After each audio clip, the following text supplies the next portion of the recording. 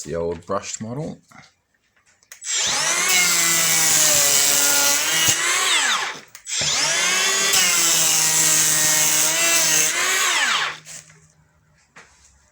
G'day folks, today we've got an absolute cracker for you. This sexy little beast, the DK, I've forgotten it already, P1, do you want to start again? No, just keep going. Okay, DKP181, because I just read it. This is absolute gutsy as net. Just hang on 2 seconds. Can you turn it around so the sexy side is facing Yeah, out? I will show you. You need to go that way a little bit more. Alright, social distancing, it's very important. Well, you look better that way. Yeah, thanks. We'll turn it around, we'll show you the sexy side. This is Makita's latest brushless plane. Now, lots of people have hit us up on YouTube before and on Instagram and Facebook and said, oh, why haven't Makita come out with a new plane? They really didn't need to, did they? They didn't. I'll pull it in for a second. Here, I've had this for quite a few years. What is it? A BKP 180. Yep. So that's the brushed plane. This thing is still well and truly up there compared to most. Well, I would say it's probably still the best plane on the market, at least in power. Yep. I did a comparison maybe 3 years ago. Yep, we might try and link that. With that against all the other brands who've got planes, including, brushless DeWalt's, brushless Milwaukee's, that sort of stuff. Yep. And that thing, I think it came equal first, but it had power that none of them could quite match. Yes. Yep. So to then go and upgrade it, brushless model, they almost didn't need to. No, they pretty much didn't need to, which is why they didn't. We'd spoken to people at Makita and the guys were like, well, who cares? Why would we? Yeah. So I've had that for quite a few years and I stink and love it. It is a fantastic planer. Love its guts. And I know so many chippies who run Makita. Yep. And when I ask them their favourite tool, planer. Is the plane. Yep. It's such a cracker. So a couple of quick points on this one. A couple of the big distinctions you'll notice straight away. In the photos, it looks really chunky and fat and beefy. It's not actually as beefy in real life It's not. as what the photos look, is it? It's quite deceiving. It's only a little bit sort of chunkier than the regular brushed one. Yeah, but what you'll notice straight away, you've got chip ejection, so you can pop it out the left, pop it out the right. So that's one big difference there. There's also a bit more of a bulge through here with the motor, so we're going to say there's an upgraded motor. Yep, well, it certainly feels like it. Certainly feels like it. Now, he abused my tool because I'm having this one. This one actually goes up to 3 mil versus the old one is rated to 2 mil. Correct. Now, you can wind past on that, You can. but we've never actually done any measurements. This is absolute bona fide 3 mil. Absolutely. And you abused her. I did. Pine albeit, but 45 mil wide pine at 3 mil, you thought surely it's got to stall out. Yeah. The thing doesn't want to stall out. It doesn't. So the reason I checked that was because when I did power comparison, several years ago, the Makita, it went toe to toe with the latest brushless from another brand in speed. Yep. And then I started to go, well, what if I just be stupid? And I immediately stopped the other brand because the electronic cut out. That one, it just didn't stop. Yep. It was, like an electric tool. Yep. And I have heard reports of people, what happens is if you push too hard, the belt pops off eventually. Yeah, right. So it doesn't protect itself with a cutout. No. It just keeps chowing. Right. And I thought, well, brand new brushless unit, she's surely going to cut out and protect herself rather than groan. Nope. No, didn't. It just kept going. So, bit out of control. Yeah. One other thing that this one's got that the old one doesn't have is battery indicator just here underneath the handle, which is really cool. I quite like that. One thing that you noted, and you really didn't like it with the Makita, is the old one, you used to be able to wind back all the way around. Yes. And then wind it overclock in both directions. In both directions. So eventually, if you're a peanut, Yeah. you could unwind it and drop the front plate off. Yeah. This thing goes just past your 0 and just past your 3. But locks out there. But it has quite positive clicks, which you really like. And Yeah. I don't mind, but I do know that it's sitting at 2.2 mil or 2.5 mil. Yeah. Because I can read it and I trust that. Or at 3, I know that I can lock it right onto 3. Very clear 0.1 millimeter increments. Yep. That's what I like to see. Yep. I've seen other brands where it goes up in like 0.3s, 0.3, 0.6, 1, Yeah. that sort of stuff. It's just a bit nonsense, really, to do that. Just a pain. Yep. So, well, I think they're 0.2s, aren't they? Nope, they're 0.1s. It's 5 gaps between each Oh, yeah? mil. Cool. Yeah. I might go back to school and learn how to count. Or put my glasses on, hang on. Now, the other thing that you need to note is AWS. Right. So, AWS and ADT. We don't like marketing garbage. No. But ADT is automatic drive. No, ATD. ATD? ADT? Automatic torque drive. Sure. I think. There's too many of these words going around. AWS, what's that stand for? Automatic wave signal. No? I don't know what it is though. Wireless something? Oh yeah, auto wireless system, I think. Oh, sure. Let's go with that. Anyway, AWS means you have your little Bluetooth chip in here, you sync it up to your VAC when you get it, which you've got, yep. and chuck your pipe on there, and every time you hit the trigger, she fires up. It works really well. Yeah, Makita do a really nice sync system there. Yep. Quite like it. And they also have been nice and kind enough to produce a unit so you can hook it onto a non-Makita dust vac. Yep. And still have that Bluetooth connectivity working perfectly. Yes, correct. Which I have actually got over there and we use extensively. Is very nice. Yeah. Yep. So outside of that, I don't think there's anything crazy to mention except for I'm going to call it the rebate gate here. This has actually got 25mm. What do they call it? Ship lapping. Sure. So essentially, most planers, the housing comes down on both sides, on both the belt side and the chip ejection motor side. Yep. And it comes down to within a few mil of the bottom plate, which means that you're sort of very limited in how far you can rebate. Yep. On the end of your piece. Yes. But because they've got essentially like a retractable guard, yep. like a circular saw on one side there, means you're actually going to be able to rebate very deeply. Yep. On one end. Yes. Of one the side, yeah. Yeah, but at the end of the stick. Yep. Of your piece. So yep. I think that's actually quite nice. I think it's pretty cool. So it's 25mm there. One other point of difference with this new one, you've actually got 3 slots here. We're going to call them chamfering slots. Yeah, sure. Chamfering grooves. Yep. There's a really small one in the centre. Yeah. Medium one on the left or right, and a large one here. On the old unit, you've only got one option. Yeah, you just have a large one, which is standard. Yep. Every other plan I've used Everyone else have it. Just has that big one in the middle and nothing else. Correct. When I first thought that, I actually thought that's a bit weird and gimmicky. Yep.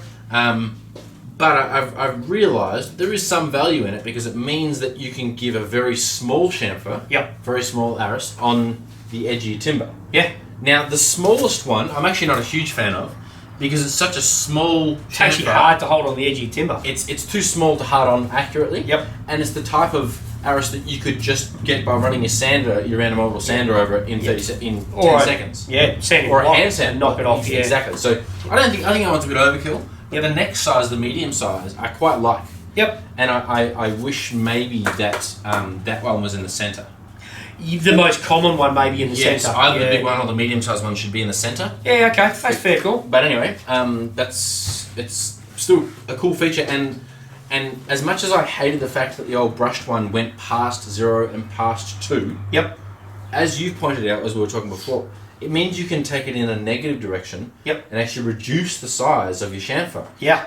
Which was kind of cool, and I never quite realised that. I can't do that on my standard plane. No, and this one you can a tiny bit, whereas pull the old one in, I can actually back it right off or overclock it, and I can change that chamfer drastically. Yeah, that's right. So being able to, now that you can't really go negative on this, yep. At least you've got the smaller chamfering slot. So maybe that's what, we don't know. I think that's what they were thinking. Maybe that's what they were thinking.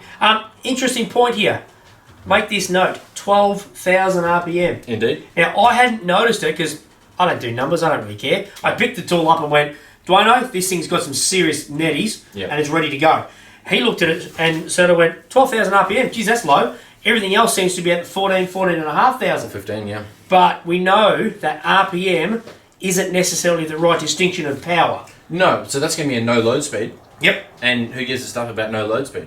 The question is, how well does it cut under load? Yep. And the answer is, off its chops. Yep. So Makita already had the most powerful planer on the market. Yep. This thing's just gone and, I don't know, walloped it by like 30% or something. Yeah. Or maybe 50%. It's a significant power boost. Yep. So please don't go and look at this plane and go, 12,000 RPM, that one must be better because it's 14 or 15. Yeah. This thing has got some serious giddy up, and it's all about when you're actually using the tool, which is why it's important to watch reviews where you see and hear the tool working, and then where possible, get to a trade day. Yeah. Get this in your hand and have a play, and then go to the stall 3 doors up and say, I want to play with that opposing brand. Exactly. You've got it. You can't just go off numbers only. Numbers only people, you're bound to look like a jerk at some point. Exactly right. And that's why it goes up to 3mm. And I don't know of any other cordless planer that goes past 2. There might be. I'm sure we'll find somebody. If there is one, you'll let us know. I don't think there is. So, but anyway, okay. Because I think I've used them all. But yeah, cool. So it's an absolute monster powerhouse. Yep. It's slightly less ergonomic than the old model. It is. The old model is one of the best units in the hand that I've ever used, maybe the best. Yep. This one's quite similar, but instead of the push down kind of, what would you call that? Push down safety lever. Lever. So your safety button, Yes. I'm exaggerating, but your finger goes down. Yes. And then you pull the trigger. Yeah, this has got the sideways push-in button style. Yep. Which is not anywhere near as ergonomic, because that push-in sideways is not a natural motion when you're holding a plane. No. So when you've got a plane, I mean, you could be working at bench height for sure, but certainly, obviously, chippies, straighties might be just down, almost at crotch level. You're sort of down a bit. That natural to push down and then pull back up, you're putting pressure down and then you're sort of equaling it out with the pressure on the trigger. This, you're pushing it, I'm exaggerating again, but you're pushing across and up. Yeah. It feels, maybe it's just it feels too different to us and it'll take time to get used to. I don't think it's quite as ergonomic as what this one is and was, and the handles seem to be almost identical length. Yes, so maybe it was done to protect the switch more, the safety switch. Yeah, could be. It's a lot less likely to get knocked off, I think, in this sort of way. Maybe. But I feel like it's a backward step, and if people are knocking the safety switch off their planers, then they're doing something wrong. Yeah.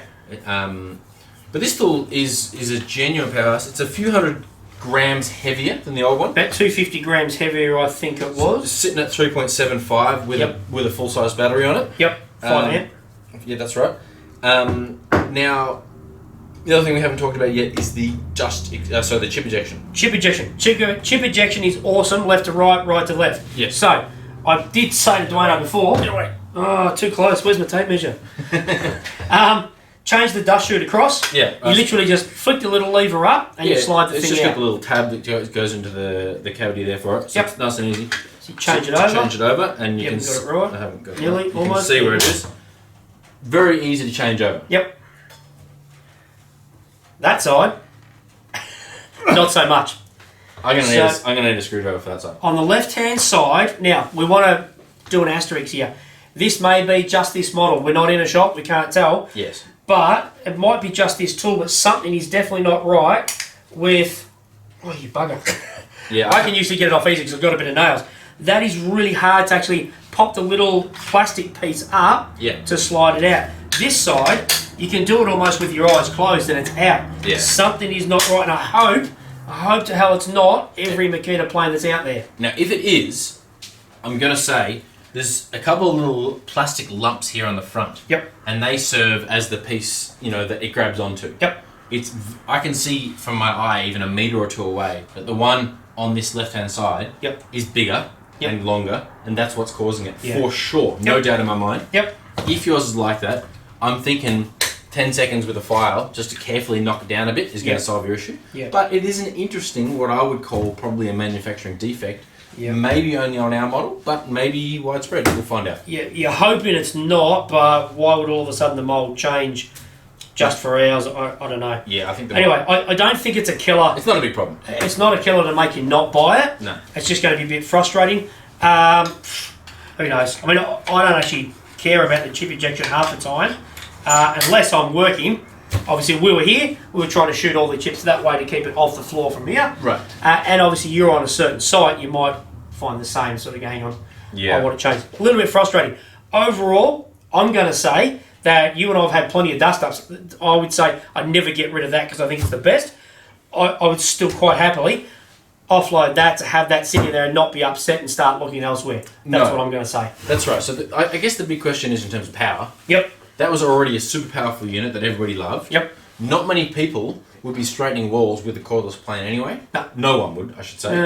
It's all going to be electric pretty much, unless maybe you're just doing like one small bathroom wall or something. I'm talking about at a house level. No, I think you'll find a lot of people do these days. Absolutely. Well, not in my experience, and I've been on several. Happy to be wrong, let me know. And if he's wrong, definitely let us know. Yeah, not going to happen. Anyway, this is probably powerful enough for that duty. Yep. The question is, because you're on a battery, are you still going to go through your batteries too fast, straightening out the walls? Yep. It's definitely got the power for it. I don't think anyone would complain about the power. Yep. It's got of course, the standard 2 TCT blades on the barrel. Yep. So yeah, it's fine, it's sharp, but that's the other reason is a lot of people like to do their hard grunt work on the planer with a full size blade. Yeah, high speed steel type. Yeah, the much thicker, less more and less forgiving, common now though. more forgiving piece. Yeah. But yeah, she has so much balls. Yep. That for some people it's gonna be worth the upgrade, and certainly if you don't have either. Yep. Then why wouldn't you get the brushless one? It is it's cracker. $350 for the skin. $350 for the skin. If you want it with a bit of kit and stuff in the fence, have a look around for yourself. Did you get the fence? Nah. Okay. We're not playing around trying to give you all the different prices. Everyone plays games with it. So sure. Anyway, DKP181Z. That is an out of control unit from Makita. Yeah. Very, very impressive. So yeah, let us know if you've got it. Let us know what you think of it. I'm certainly a fan. You like it? I do like it a lot. Yeah, giddy up. Thanks for watching. Please hit like, subscribe, the bell, all that crap. Yep. Helps to move our channel along. Yep. Check us out on Instagram and Facebook as well. Yep. Send Michael lots of messages on Instagram. He loves it. Yeah, I love it. Sounds good. Thanks, guys. Cheers. Bye.